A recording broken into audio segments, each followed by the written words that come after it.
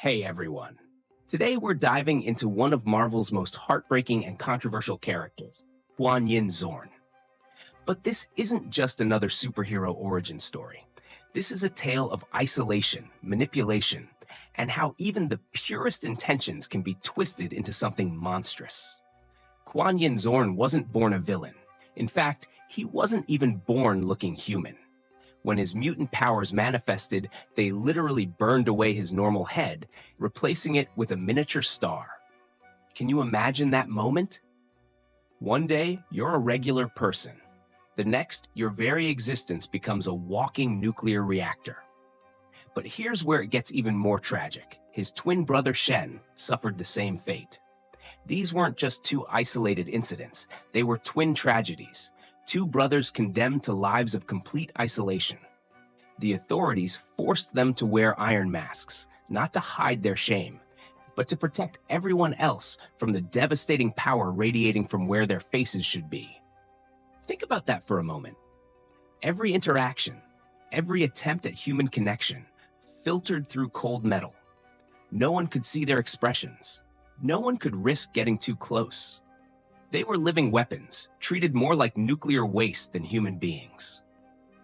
Years passed in this metallic purgatory, but then something changed. Kuan-Yin's warden, the one person supposedly protecting him, sold him out to John Sublime.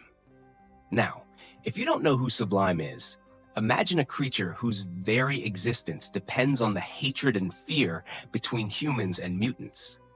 He's like a parasite that feeds on prejudice itself, growing stronger with every act of violence, every moment of terror. Sublime didn't want Xorn as a prisoner or even as a weapon. He wanted something far more intimate and horrifying. He wanted to harvest Kuan-Yin's mutant brain. Picture being told that your thoughts, your memories, your very consciousness would be carved out and used by someone else. That's the nightmare Xorn faced. The desperation drove him to attempt the ultimate escape, suicide. He tried to reverse the power of his star, to turn his cosmic energy inward and end his suffering once and for all. But then Cyclops appeared, like a lighthouse cutting through the darkest storm, offering something Xorn had never dared to dream of: genuine freedom and purpose. Here's where Xorn's story transforms from tragedy to hope. When Cyclops offered him a place at the Xavier Institute, Xorn didn't just jump at the chance. No, this man who had been imprisoned for having a star for a head chose to take time to meditate, to process what freedom actually meant. And what did he do with that freedom? He healed a dying bird. Let that sink in. A man whose very existence had been treated as a threat to all life chose to use his first moments of true liberty to save something small and fragile. This wasn't just character development. This was a declaration of who Kuan-Yin Xorn really was beneath that iron mask. But the universe wasn't done testing him. When Cassandra Nova threatened mutant kind, Xorn stepped up. He didn't hesitate, didn't calculate the odds. He helped Cyclops escape from brainwashed Shi'ar Imperial guards, cosmic-level threats that could level planets. Then came his moment of true heroism. The X-Men had all been infected with nano-sentinels, microscopic robots designed to kill mutants from the inside. These weren't just any robots. They were Cassandra Nova's final gift, a slow poison designed to destroy the X-Men from within. Xorn didn't just detect them, he healed every single X-Man, including repairing Professor Xavier's damaged spine. Think about the irony here. The man whose power was so dangerous he had to wear an iron mask became the ultimate healer. After proving himself in cosmic battles, Xorn made a choice that revealed his true character. He could have remained an active X-Man, fighting alongside legends like Wolverine and Storm. Instead, he chose to become a teacher. Why? Because he saw himself in the broken, the rejected, the mutants who had been mentally abused because of their powers. Xavier created the special class specifically for Xorn, a group of students who, like him, had been treated as monsters rather than people. These weren't your typical X-Men students learning to use their powers responsibly. These were the damaged ones, the ones society had given up on, the ones who needed someone who truly understood what it meant to be feared for simply existing. And you know what? Despite some initial resistance, because let's face it, it's hard to trust someone whose face you can't see, his students came to respect him. He wasn't just teaching them about their powers, he was teaching them that they had value, that they deserved to exist, that they could choose to be more than the monsters the world saw them as. But this is where the story takes its darkest turn. Enter Esme Cuckoo and drug called Kick. Now, this wasn't just any drug. Kick contained the essence of John Sublime himself. Remember him? The parasite who feeds on human-mutant conflict. This was psychological warfare at its most insidious level. Esme began dealing Kick to the students at the Institute, but this wasn't random drug dealing. This was a carefully orchestrated campaign to corrupt the very heart of Xavier's dream. When Quentin Quire's riot failed to destroy the school from within, Sublime needed a new approach. He needed someone with influence, someone the students trusted, someone whose fall would create maximum devastation. He needed Xorn. Picture the slow corruption of someone who had dedicated his life to healing. Kick didn't just alter Xorn's brain chemistry, it poisoned his very worldview. The man who had chosen to save a dying bird was gradually being turned into something monstrous. But here's the truly horrifying part. He didn't even realize it was happening. The addiction crept in like fog, subtle and suffocating. Slowly, Xorn began pushing Magneto's ideals over Xavier's in his teachings. The same mouth that had once spoken of hope and healing now whispered of superiority and separation. His students, the broken ones he had sworn to protect, became unwitting soldiers in someone else's war. Then came the revelation that shattered everything. When confronted about his changed behavior, Xorn removed his iron mask and revealed himself to be Magneto, the master of magnetism, Xavier's oldest friend and greatest enemy.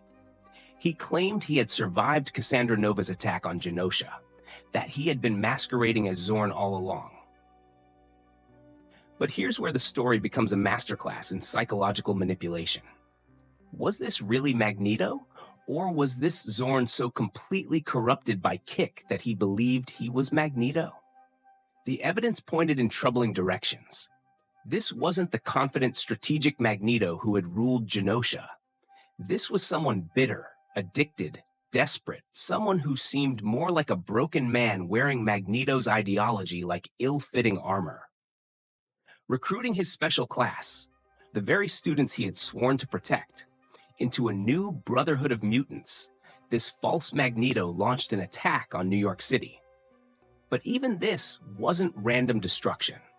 He sent most of the city's heroes on a wild goose chase, looking for non-existent black hole bombs outside the city limits, then used his powers to prevent their return. It was tactically brilliant, but emotionally hollow. The real Magneto would have relished such a victory, would have used it to make grand pronouncements about mutant superiority. Instead, this Magneto seemed driven by rage and addiction rather than conviction. His followers could sense it. The X-Men could sense it. Even as he wielded Magneto's incredible power, something fundamental was missing. The magnetic charisma that made Magneto truly dangerous wasn't just about controlling metal. It was about controlling hearts and minds. Then came the moment that defined everything. In a fit of rage, he killed Jean Grey with a massive stroke.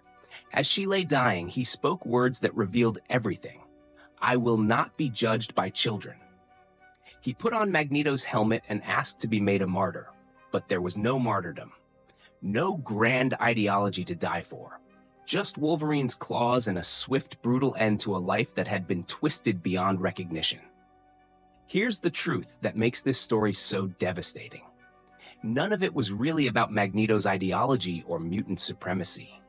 It was all Sublime's plan from the beginning. By making Xorn wear the face of mutant terrorism, by having him commit acts of horrific violence while wearing Magneto's identity, Sublime achieved something even more insidious than direct genocide. He turned mutant hero into its most hated symbol. He took a man who had dedicated his life to healing and made him a weapon of mass destruction. He corrupted not just one person, but poisoned the very idea of what mutants could be.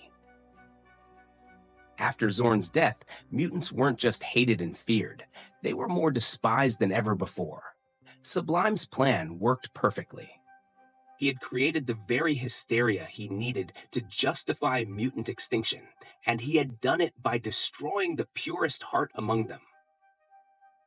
In Marvel Snap, Xorn's ability is, after any A3 or 4 cost card is played here, move it to another location. At first glance, you might think this has nothing to do with his stellar powers or healing abilities. But here's the brilliant part. Compare this to Magneto's ability. On reveal, move all enemy 3 and 4 cost cards to this location. Do you see what the designers did there?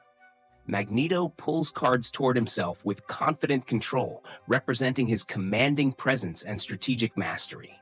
Meanwhile, Xorn scatters cards away chaotically, reflecting the corrupted, unstable version of that same magnetic power. It's storytelling through gameplay mechanics. Magneto's ability says, "I'm in control, bring your threats to me." Xorn's ability says, "Everything falls apart around me, nothing stays where it should." One is precise domination, the other is fractured chaos, perfectly capturing how Xorn's identity as the false Magneto was always unstable and unreliable. But honestly, while I appreciate the thematic connection to the Magneto storyline, I think there was a missed opportunity here. Imagine if Xorn's ability had been on reveal. Give all cards here, +2 power, then destroy this card. That would have captured his healing nature, his self-sacrificial tendencies, and the dangerous instability of stellar power all in one mechanic. Thank you for taking this journey with me. Who do you want me to cover next? Let me know in the comments.